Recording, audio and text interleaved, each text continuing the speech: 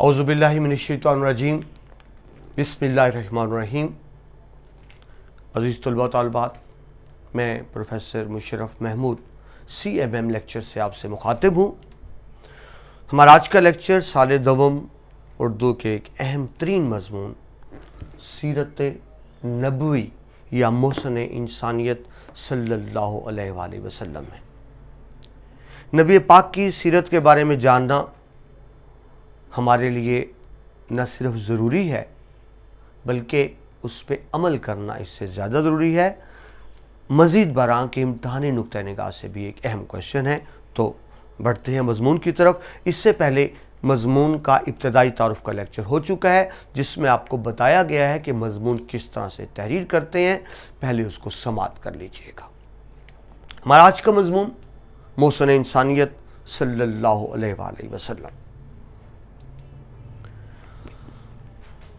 वजूद हस्ती मौजूद जब तक, वजूद हस्ती मौजूद जब तक, आप खैरुल बशर हैं तब तक, हुक्म रब्बी ये पहुंचा सब तक, वाराफाना लाका जिक्रक। अल्लाह ताला कुरान पाक में फरमाते हैं हमने आपके जिक्र को बुलंद कर दिया।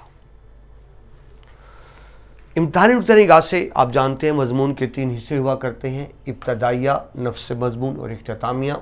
इब्तदाइया 1-2 सफ़ात पर मुश्तमिल होता है, नफ्स मज़मून 5 से 6 सफ़ात पर और इख्तितामिया 1 से 2 सफ़ात पर, यानी 8 से 10 सफ़ात का मवाद आपको लिखना होता है जिसमें शेरी और नसरी हवाला जात भी देने होते हैं। तो शुरू करते हैं जी बाकायदा। इब्तदाइया इस मज़मून का क्या होगा? आप डायरेक्ट नबी पाक की सीरत से शुरू नहीं करेंगे, पहले इब्तदाई तारुफ कराएंगे। सबसे पहले बताएंगे बुनियादी इंसानी ज़रूरियात। अल्लाह ताला ने इंसान को तख्लीक फरमाया, उसकी 2 तरह की बुनियादी ज़रूरियात होती हैं, जिस्मानी और रूहानी। जिस्मानी ज़रूरियात के लिए ज़मीन को बराबर कर दिया कि ज़मीन से फसल उगती है जो रोटी, कपड़ा और मकान की ज़रूरत पूरी करती है। अजीज़ तलबा, दूसरी होती है इंसान की रूहानी ज़रूरियात, यानी स्पिरिचुअल गाइडेंस, इंसान को बताना कि किस चीज़ में उसकी कामयाबी है, किस चीज़ में नाकामी है। इस मकसद के लिए अंबिया इकराम को पाबूस किया गया। अंबिया इकराम आते थे, अल्लाह का दीन इस्लाम, तमाम अंबिया का दीन इस्लाम ही था, लोगों तक पहुँचाते रहे। जो उसको तस्लीम कर लेते थे वो फलाह पा जाते थे, जो मुखालफत करते थे मुखालफत करते रह जाते थे। उन अंबिया के इंतकाल के बाद लोग दीन को भुला देते थे, दीन में तब्दीलियाँ कर दिया करते थे, अपनी मर्ज़ी की तहरीफ कर दिया करते थे। नया आने वाला नबी या तो साबका दीन को जारी करता था या नया दीन लेकर आया करते थे। इस तरह अंबिया इकराम आते रहे, दीन लाते रहे, लोग फलाह पाने वाले उन पर अमल करते रहे, बाकी गुमराह अंबिया की मुखालफत करते रहे। न सिर्फ मुखालफत करते रहे बल्कि उनको शहीद करते रहे, उनका कत्ल करते रहे, और यह सिलसिला चलता रहा मुसलसल कमो बेश 1,24,000 अंबिया इकराम तक।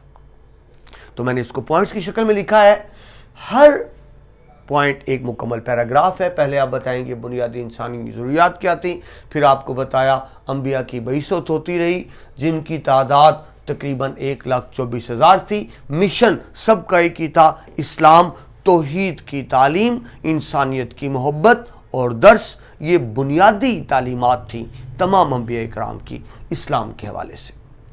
लेकिन अज़ीज़ तलबा, जिस तरह भी आपको अर्ज़ की, अंबिया आते रहे, उनकी तालीमात को भुलाया जाता रहा।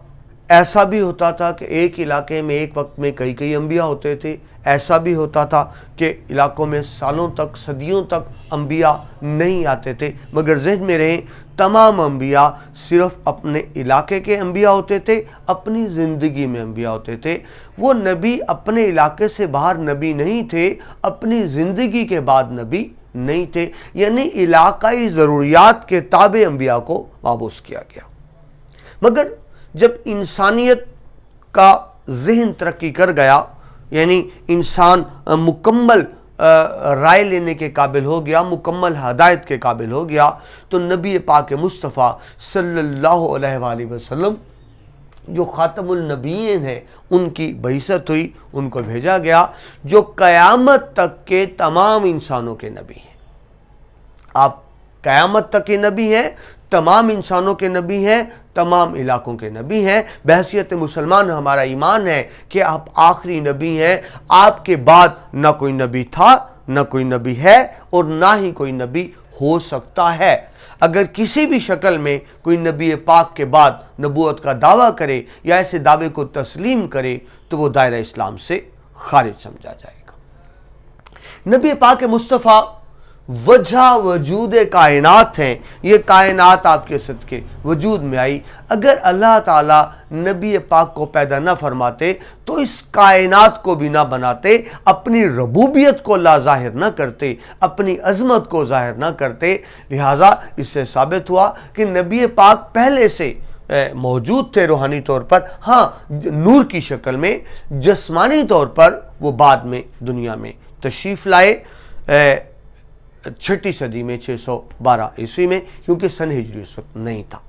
تو عزیز طلبہ، یہ تو ہوا ابتدائیہ، یعنی ابتدائیے میں آپ کو مضمون کا تعارف کرانا ہوتا ہے جو 1-2 صفحات پر مشتمل ہوتا ہے۔ اب بڑھتے ہیں نفس مضمون کی طرف، یعنی اصل مضمون کا کنٹینٹ، مواد، جو 6 سے 7 صفحوں تک یا 8 صفحوں تک مشتمل ہوتا ہے۔ تو باقاعدہ ابتدائی کے بعد مضمون شروع کرنے سے پہلے آپ بتائیں گے بعثت نبی صلی اللہ علیہ وسلم سے قبل عرب کے حالات۔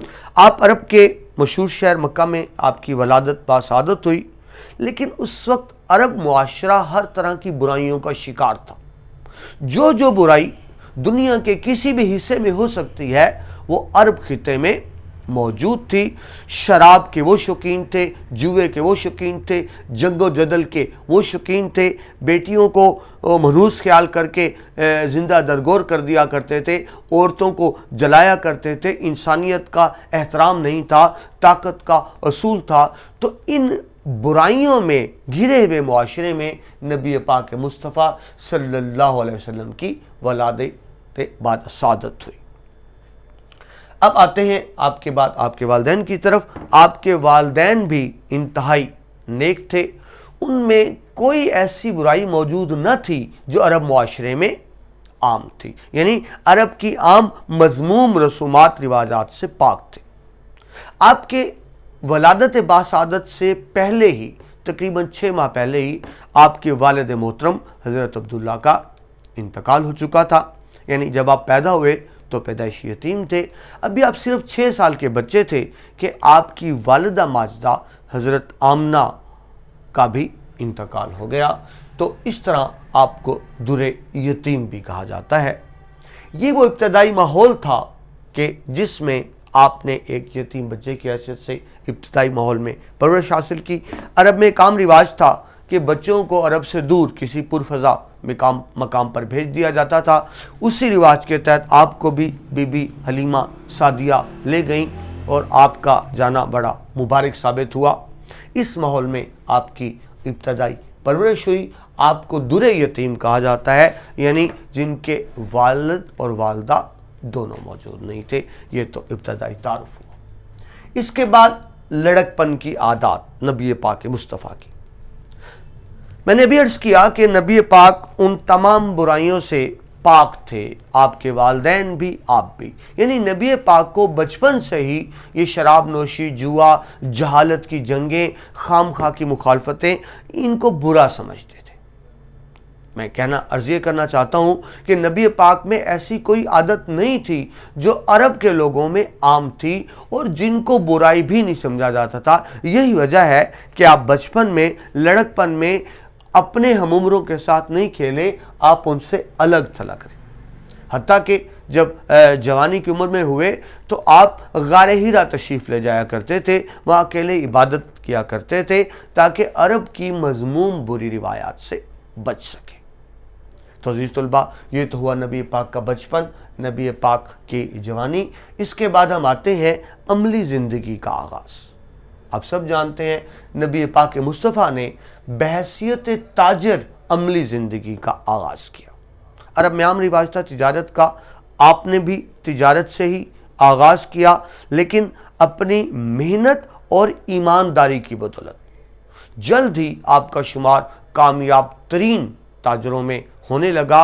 आपकी शोहरत अरब से बाहर जिस जिस मुल्क में गए आपकी शोहरत बहुत दूर तक फैलती चली गई, ईमानदारी की वजह से, मेहनत की वजह से, नेकी की वजह से। आपकी ईमानदारी और काबिलियत का शोहरा हुआ, यानी मशहूर हुए। मैं कहना ये चाह रहा हूँ कि बहैसियत ताजर आपने अमली ज़िंदगी का आगाज़ किया और अमली ज़िंदगी से ही आप निहायत कामयाब रहे। हत्ता कि आप सब जानते हैं हज़रत खतीजा रज़ियल्लाहु ताला अन्हा वो भी एक बड़ी मालदार खातून थी अरब की। आपकी शोहरत सुनकर उन्होंने आपको माले तिजारत देकर भेजा, साथ अपने गुलाम भी कर दिया कि जो आके तफसील बताए।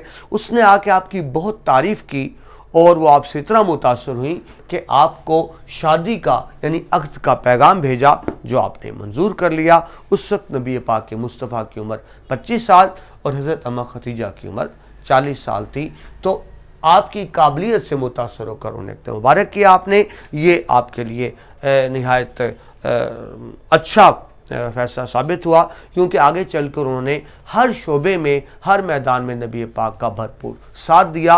वो पहली खातून थी जिन्होंने इस्लाम कबूल किया। इसके बाद आगे बढ़ें जी। अरब के रस्म व रिवाज से मुतनफ़र नबी पाक के मुस्तफ़ा, मैं भी बार बार अर्ज़ कर रहा हूँ कि उनमें वो कोई ऐसी आदत नहीं थी जो अरब मुआशरे में आम थी। वो मुतनफ़र थे उन सब आदात से जो अरब मुआशरे का हिस्सा थी। लिहाजा आप अलग थक रहते थे, गारे हिरा में इबादत में मसरूफ़ रहते थे। और यहीं पर जब आपकी उम्र 40 साल हुई तो आप पर पहली वही नाजिल हुई। हज़रत जिब्रील सलाम यहाँ पर तशरीफ़ लाए, आपके सीने मुबारक को से दिल मुबारक को निकाल के धोया, पाक किया, आपके हाथ को ज़ोर से दबाया और आप पर कुरान की इब्तदाई आयात नाजिल हुई, जिस यानी आपको नबूवत के मर्तबे पर फाइज कर दिया गया। ये आपके लिए एक नया तजर्बा था। आप बड़े घबराए, लेकिन जब घर तशरीफ़ लाए तो हज़रत अम्मा खतीजा ने आपका हौसला बढ़ाया, आपको तक़वियत दी और सबसे पहले उन्होंने ही इस्लाम कबूल किया। तो देखिए, दो तरह का, पहले था आपका बहसियत ताजर अमली ज़िंदगी का आगाज़ 25 साल में, और उसके बाद, बल्कि 25 साल से भी पहले इब्तिदाई उम्र में, और उसके बाद 40 साल में बहसियत नबी आपकी ज़िंदगी का आगाज़ होता है। ये नया मोड़ था ज़िंदगी का। तो नबी पाक की बइसत के बाद सबसे पहले हम देखेंगे ऐलान नबूवत। आप मक्का के एक बुलंद पहाड़ पर चढ़ गए और बुलाया अरब के लोगों को। अरब के सब बड़े बड़े लोग आए और आपने उनसे पूछा कि अगर मैं तुम्हें कहूँ कि इस पहाड़ के पीछे से एक दुश्मन तुम पर हमला करने वाला है, क्या तुम मेरी बात को मान लोगे? उन अरब के सरदारों ने, बड़े बड़ों ने मुत्तफ़िका तौर पर कहा कि ऐसा मुमकिन तो नहीं है कि इस पहाड़ के पीछे से हमला हो। हमारी अकल भी नहीं मानती कि ऐसा हो, ना ही ऐसा आज तक हुआ है। लेकिन मोहम्मद बिन अब्दुल्ला, अगर आप कहते हैं तो हम मान लेंगे, क्योंकि हम जानते हैं कि आप झूठ नहीं बोलते। बात को समझिए, नबी पाक ने नबूवत का दावा नहीं किया, पहले उनसे पूछा बताओ मेरे बारे में क्या कहते हो। मैं तुम्हारे दरमियान पैदा हुआ, बड़ा हुआ, बताओ तो मेरे बारे में क्या कहते हो। सबने गवाही दी, आप झूठ नहीं बोलते। जब आपने सुना तो फिर आपने कहा कि अगर तुम समझते हो मैं झूठ नहीं बोलता तो फिर सुन लो, मुझे अल्लाह ने अपना नबी बनाया है। मैं अल्लाह का पैगाम लाया हूं, तौहीद का पैगाम लाया हूं। एक अल्लाह की इबादत करो जो तुम सबका खालिक मालिक है, और बुत परस्ती की ममानत की कि ये गलत है, बुत परस्ती करना शिर्क है, गुनाह है। तो यूं आपने ऐलान नबूवत किया। अहले अरब ने का फौरी रद्द अमल क्या था? वो बहुत हैरान हुए कि हम जिन बुतों की पूजा बहुत अरसे से हम हमारे आबा अजदाद करते चले आ रहे हैं, ये क्या मजहब लेकर आए हैं कि उन्हीं को बुरा भला कह रहे हैं। यानी उन्होंने आपकी बात पर फौरी आमादगी का इज़हार नहीं किया, बल्कि आपसे नाराज़ होकर, आपसे खफा होकर चले गए। یعنی شروع میں لوگوں نے اسلام قبول نہیں کیا، سوائے اس کے میں نے عرض کی کہ خواتین میں اسلام قبول کیا آپ کی زوجہ اور ہماری ماں حضرت اماں ختیجہ نے رضی اللہ تعالیٰ عنہ، اور مردوں میں حضرت علی رضی اللہ تعالیٰ عنہ نے، اور بڑوں میں حضرت ابو بکر صدیق رضی اللہ تعالیٰ عنہ نے، لیکن مجموعی طور پر مخالفت ہی رہی۔ آپ نے کیا تعلیم دی؟ توحید کی تعلیم دی۔ اللہ ایک ہے، صرف اللہ ہی عبادت کے لائق ہے۔ آپ نے سال اول میں پڑھا کہ اللہ کا ایک ہونے کا، توحید کا کیا مطلب ہے؟ اللہ ذات میں ایک ہے، اللہ صفات میں ایک ہے، اللہ صفات کے تقاضوں میں ایک ہے، صرف اللہ سے جھکنا ہے، صرف اسی سے مدد مانگنی ہے۔ شرک اور بت پرستی کی مذمت کی کہ یہ واحد گناہ ہے شرک، اللہ کے ساتھ کسی کو شریک کرنا، غیر اللہ کو شریک کرنا، یہ ایسا گناہ ہے جسے اللہ تعالیٰ معاف نہیں کریں گے، کسی شکل معاف نہیں کریں گے۔ ہاں، اس کے علاوہ جو ہم سے گناہ ہوتے ہیں، ہمیں اللہ تعالیٰ کی رحمت سے امید ہے کہ اللہ تعالیٰ معاف فرما دیں گے۔ تو آپ کی ابتدائی بنیادی تعلیمات اور اسلام کی بنیادی تعلیمات کیا تھیں؟ توحید کا درس، بت پرستی کی مذمت۔ آپ نیا دین لے کر آئے جس نے انسانی حقوق کا درس دیا۔ آپ نے ہی سب سے پہلے انسانی حقوق دیے، غلاموں کو حقوق دیے، بیٹیوں کو حقوق دیے، خواتین کو حقوق دیے، حتیٰ کہ آپ نے جانوں کے حقوق کا تعین بھی کیا۔ اس سے پہلے عرب معاشرے میں انسانی حقوق کا کسی بھی قسم کا کوئی تصور نہیں تھا۔ یہ انقلاب تھا جو آپ عرب معاشرے میں لا رہے ہیں۔ یہی وجہ ہے کہ ایک عیسائی مبلغ کی کتاب ہے مائیکل ہارٹ کی، دنیا کی 100 عظیم شخصیات، وہ عیسائی ہے لیکن وہ نبی پاک مصطفیٰ کو پہلے نمبر پر رکھتا ہے، حالانکہ مسلمان نہیں ہے۔ اس کی وجہ یہ بیان کرتا ہے کہ میں اگرچہ اسلام کو نہیں مانتا مگر یہ ماننے پہ مجبور ہوں کہ عرب میں ایک شخص ایسے آئے کہ انہوں نے پورے کے پورے عرب معاشرے کو ایک شخص نے تبدیل کر کے رکھ دیا۔ وہ عرب جو جہالت کی گہرائیوں میں ڈوبے ہوئے تھے، انتہائی غیر تہذیب یافتہ تھے، وہی عرب معاشرہ نہ صرف تہذیب یافتہ ہو گیا بلکہ دنیا کو تہذیب سکھانے لگا۔ تو آپ نے اس طرح سے درس دیا، آپ دنیا اور آخرت کے لیے عملی مثال بنے۔ یاد رکھیں عزیز طلباء، باقی انبیاء میں اور نبی پاک میں یہ بنیادی فرق ہے۔ باقی انبیاء نے صرف اللہ کا پیغام پہنچا دیا اور کہہ دیا جو اس پر عمل کرے گا کامیاب رہے گا اور جو عمل نہیں کرے گا ناکام ہوگا۔ پر نبی پاک نے اپنا عملی مجسمہ سب کے سامنے پیش کیا۔ آپ نے سال اول میں یہ بات پڑھی تھی کہ باقی انبیاء نے صرف بتایا لیکن نبی پاک نے عملی طور پر اس کو پیش کر کے دکھایا۔ یہی وجہ ہے کہ باقی مذاہب میں صرف کتاب ہے لیکن اسلام میں کتاب اور سنت دونوں ہیں۔ اللہ تعالیٰ ہمیں نبی پاک کی سنت مبارکہ پر عمل کرنے کی توفیق عطا فرمائے، آمین۔ آگے بڑھیں جی، تقوی کا درس دیا۔ تقوی اللہ کا ڈر، ہمارے دل میں ہر لمحے اللہ کا ڈر رہنا چاہیے۔ یہ دنیا عارضی دنیا ہے، ہمیں ایک روز اپنے رب کے سامنے پیش ہونا ہے جہاں اپنے اعمال کا حساب دینا ہے۔ میرا رب وہ بھی دیکھ رہا ہے، وہ بھی جانتا ہے جو میں بظاہر کر رہا ہوں، جو بات میرے سینے میں میرے دل میں چھپی ہوئی ہے میرا رب اس کو بھی جانتا ہے۔ تو آپ نے تقوی کا درس دیا کہ اللہ تعالیٰ سے ڈرتے رہیں، بھائی چارے کی ترغیب دی کہ اسلام میں تمام مسلمان برابر ہیں، تمام مسلمان بھائی بھائی ہیں اور ہر مسلمان بھائی کا دوسرے مسلمان پر حق ہے۔ آپ نے مثالی عدل و انصاف قائم کیا، مثالی عدل و انصاف کی ایک روشن مثال پیش کی، حتیٰ کہ آپ اس قدر عدل و انصاف فرماتے تھے کہ غیر مسلم جو آپ کو نہیں مانتے تھے وہ بھی اپنے باہمی تنازعات اور جھگڑوں کا فیصلے کے لیے آپ کے پاس تشریف لایا کرتے تھے۔ وہ جانتے تھے کہ آپ مثالی عدل و انصاف رکھتے ہیں اور کسی کی ناجائز حمایت نہیں کریں گے، اور جس کو آپ کہتے ہیں میرٹ پر، یعنی سچے کو ہی سچ کہیں گے۔ مگر اس کے باوجود کفار مکہ نے آپ کی شدید ترین مخالفت جاری رکھی، کفار مکہ کی شدید ترین مخالفت اور سازشیں۔ देखिए बात को समझिए, उन्हें नबी पाक की तालीमात से मसला नहीं था, उनका मसला सिर्फ यही था कि आप बुत परस्ती की मजम्मत क्यों करते हैं, आप उन बुतों को बुरा क्यों कहते हैं जिसकी इबादतें हम और हमारे आबा व अजदाद करते चले आ रहे हैं। ज़्यादा मुखालफत हुई सरदारान मक्का की तरफ से। वो ताकतवर थे, वो पैसे वाले थे, वो साहिब हैसियत थे, वो साहिब सरबत थे। तो बात को समझिए, उन कुफार सरदारों ने मुखालफत क्यों की? उनको इस्लाम की तालीमात से मसला नहीं था, उनको मसला ये था कि उनकी सरदारी खतरे में पड़ती थी। अगर इस्लाम फैलता तो उनकी सरदारी बाकी ना रह जाती, क्योंकि इस्लाम में तो सब बराबर थे। तो बुनियादी तौर पर अपनी जागीर, अपनी सरदारी, अपनी हुकूमत को बचाने के लिए उन्होंने इस्लाम की शदीद मुखालफत की। बहुत सी जंगें हुई कुफार के साथ, कुछ जंगे मुसलमान जीते, कुछ कुफार जीते।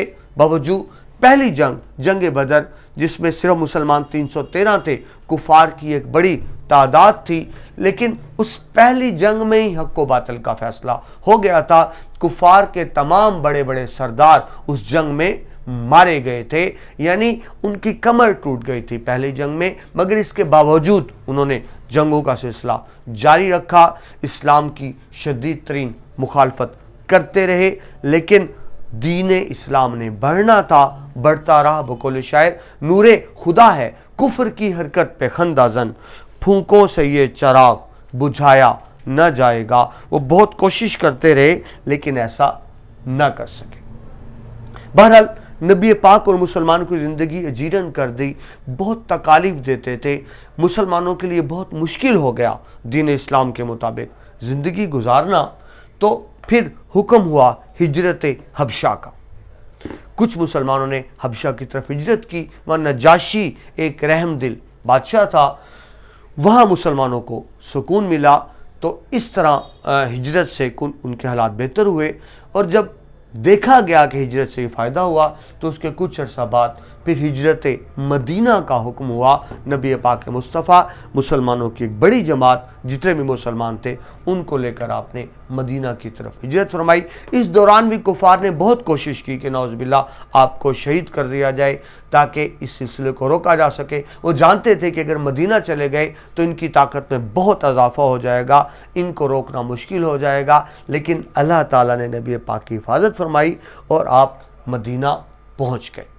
मदीना पहुंचते ही मुसलमानों के हालात बेहतर होने शुरू हो गए।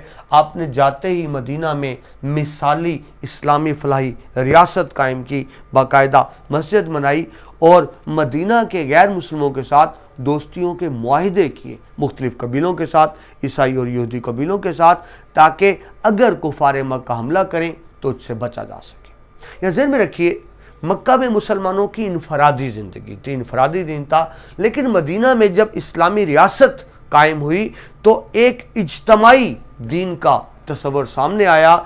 दुनिया के सामने पहली अमली मिसाल आई एक फलाही रियासत की, जहां इंसानों को बुनियादी हकूक़ हासिल थे, जहां तौहीद था, जहां का बुनियादी कानून इंसानी कानून नहीं था बल्कि कुरानी कानून था कि वो कुरान के मुताबिक अमल करें।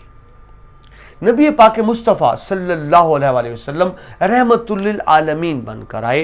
वो तमाम कायनात के लिए, सिर्फ मुसलमानों के लिए नहीं, सिर्फ इंसानों के लिए नहीं, तमाम मखलूक़ात के लिए रहमत बनकर आए थे। वमा अर्सलनाका इल्ला रहमतुल लिल आलमीन, आपको तमाम आलमीन के लिए रहमत बनाकर भेजा गया। नतीजा हुआ कि मुसलमानों ने बहुत ताकत हासिल कर ली। और जब आप एक दफ़ा तशरीफ़ लाए हज करने तो आपको इजाज़त नहीं दी कुफार मक्का ने। लेकिन उसके बाद जब सुलह हदैबिया का मुआहिदा हुआ कि आप इस साल नहीं आएंगे, अगले साल आएंगे, इसमें अल्लाह ताला ने इसको फतह मुबीन करार दिया। अगले साल तक मुसलमान इतने ताकतवर हो चुके थे कि जब वो मक्का में हज की नीयत से दाखिल हुए तो कुफार छुपते फिर रहे थे, किसी में जुर्रत ही नहीं थी कि इस्लामी लश्कर को रोकते। यूं बग़ैर जंगो जदल के मक्का फतह हो गया।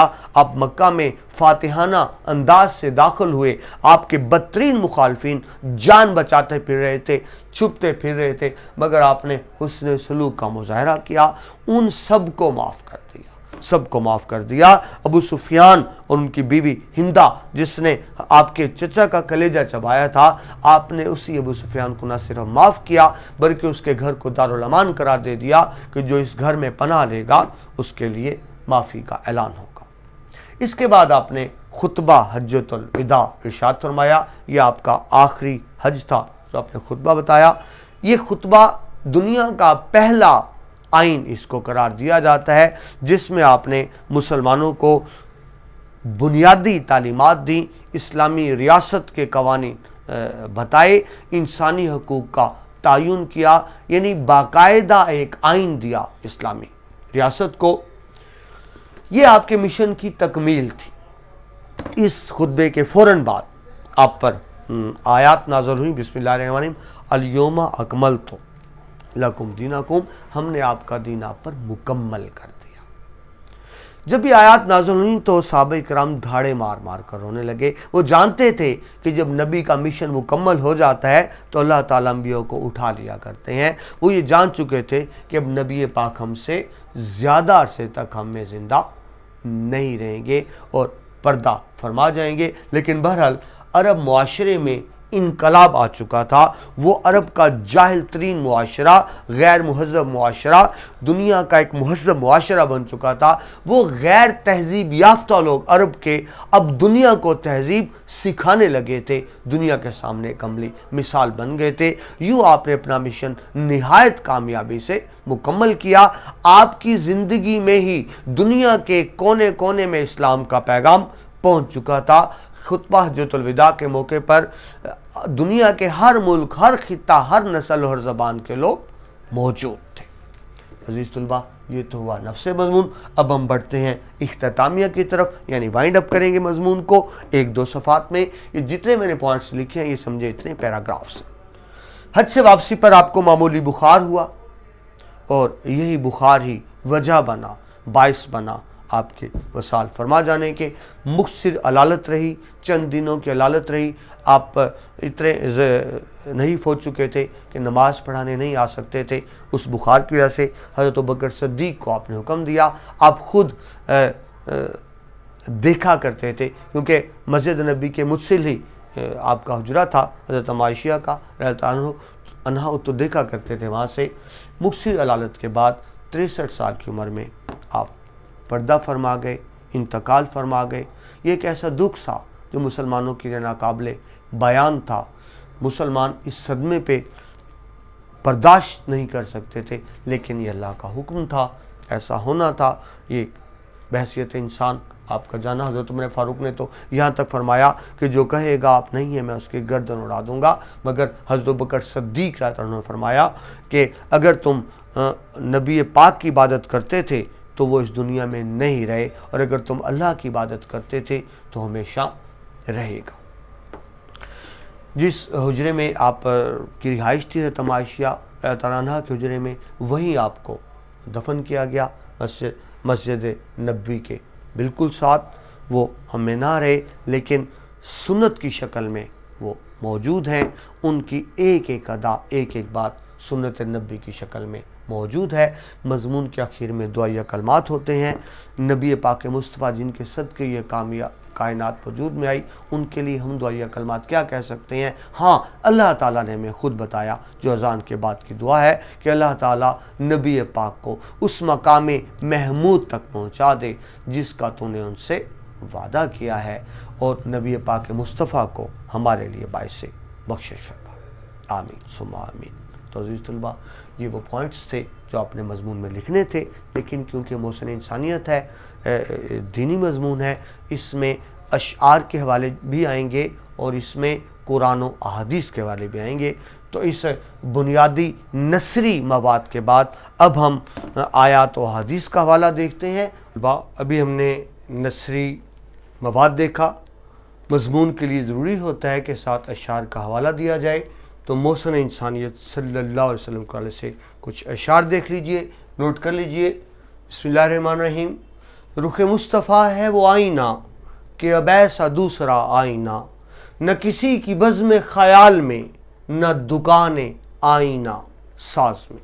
रुख मुबारक यानी चेहरा मुबारक, आप जैसा चेहरा ना कोई सोच सकता है और ना दोबारा बनेगा। दुकान आईना साज यानी अल्लाह ताला ने ना ऐसा चेहरा कोई बनाया, ना कोई ऐसा चेहरा सोच सकता है।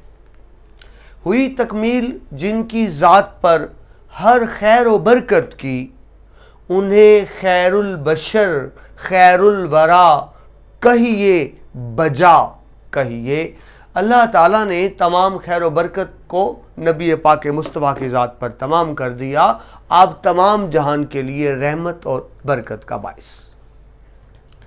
आगे देखिए जी, दिल जिससे जिंदा है वो तमन्ना तुम ही तो हो, हम जिसमें बस रहे हैं वो दुनिया तुम ही तो हो।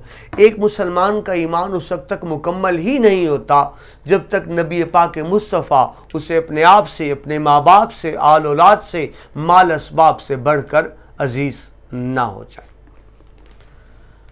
आगे देखिए जी, वो नबियों में रहमत लक़ब पाने वाला, मुरादें गरीबों की बर लाने वाला, आपको रहमतुल आलमीन करार दिया गया। आप गरीबों की मुरादें बर लाए, उनको, गरीबों को, मजबूरों को, महकूमों को, गुलामों को बुनियादी हकूक दिए जो उससे पहले किसी ने नहीं दिए थे। आगे देखिए जी, फैला हुआ है अस्वदो अहमर के वास्ते, सहने अरब से ताबे अजम खान मुस्तफ़ा। खान मुस्तफ़ा यानी आपकी रहमतें तमाम दुनिया के लिए हैं, तमाम कायनात के लिए हैं। आगे देखिए जी, सलाम उस पर कि जिसने चांद को दो टुकड़े फरमाया, सलाम उस पर कि जिसके जिस्म अतहर का न था साया। सलाम भेजा जा रहा है आपके मौजे के हवाले से कि आपसे मौजा मंसूब कि आपने हाथ के इशारे से चांद को दो टुकड़े फरमा दिया जिसको तमाम कायनात ने देखा। आगे देखिए जी, लुत्फ़े खुदाए पाक की तस्वीर खिंच गई, फिरने लगे सब आँखों में, फिरने लगे सब नहीं आएगा, सब आँखों में एहसान मुस्तफ़ा जी। अल्लाह ताला की रहमत की तस्वीर सामने आती है जब हम नबी पाक मुस्तफ़ा के एहसानों को देखते हैं। ये अल्लाह ताला की रहमत के नबी पाक को हमें माबूस फरमाया। हम उस उम्मत से हैं जिसके उम्मती होने की दुआएं साबका अंबिया इकराम किया करते थे। अल्हम्दुलिल्लाह हम उस उम्मत का हिस्सा हैं। साकिब लखनवी का खूबसूरत शेर, जो पहुंचा हश्र में साकिब, फरिश्ते सब पुकार उठे, मोहम्मद के गुलामों का गुलाम आया। नबी पाक की निस्बत काफ़ी है, गुलामों के गुलामों का गुलाम होना ही एक ऐसी निस्बत है जिस पर यकीनन अल्लाह ताला हमें बख्श देंगे, आपके सिफारिश को कबूल फरमाएंगे। गालिब का शेर खूबसूरत, उसकी उम्मत में हूँ मैं, मेरे रहें क्यों काम बंद, वास्ते जिस शाह के गालिब गुंबदे बेदर खुला। गुंबदे बेदर आसमान, यानी आप मेराज पर तशरीफ़ ले गए, जिनके वास्ते अल्लाह ने आसमानों को खोल दिया। मैं उसकी उम्मत में हूँ, मेरे सारे काम सीधे होंगे, मेरे सारे काम बन जाएंगे, मेरा कोई काम बंद नहीं रहेगा। नबी पाक की मोहब्बत हमारे ईमान का बुनियादी तकाजा, मोहम्मद की मोहब्बत सल्लल्लाहु अलैहि वसल्लम दीन हक की शर्त अव्वल है। इसी में हो अगर खामी तो ईमान नामुकम्मल है। जिन अशार से आगाज़ किया, इख्तिताम भी वहीं पे करूँगा। वजूद हस्ती मौजूद जब तक इस कायनात में इंसान रहेंगे, जब तक ये मखलूक रहेगी, एक वक्त होगा मखलूक ख़त्म हो जाएगी। वजूद हस्ती मौजूद जब तक, आप खैरुल बशर हैं तब तक, आप जैसा इंसान ना कोई था, ना है, ना हो सकता है, ना हो सकेगा। और हुक्म रब्बी ये पहुंचा सब तक, यानी अल्लाह ने कुरान पाक में फरमाया, वारफ़ाना लका ज़िक्रक, हमने आपके ज़िक्र को बुलंद कर दिया। अज़ीज़ तुलबा, ये आपसे डिस्कस किया मैंने, पहले नसरी मवाद, फिर शेरी हवाला जात, अंदर आयात और हदीस के हवाले भी देंगे। تو آپ کا ایک بہترین مضمون تیار ہو جائے گا۔ امید ہے یہ آپ کو مضمون پسند آیا ہوگا۔ مواد اس کو صرف آپ نے لکھنا نہیں ہے، اس کو سمجھنا بھی ہے، اس کو اپنے ایمان کا حصہ بھی بنانا ہے، اس پر عمل بھی کرنا ہے۔ اللہ تعالی ہم سب کو نبی پاک مصطفیٰ صلی اللہ علیہ وسلم کی عملی محبت، اطاعت اور تقلید عطا فرمائے۔ آمین ثم آمین۔ پروفیسر مشرف محمود کو اجازت دیجیے۔ اللہ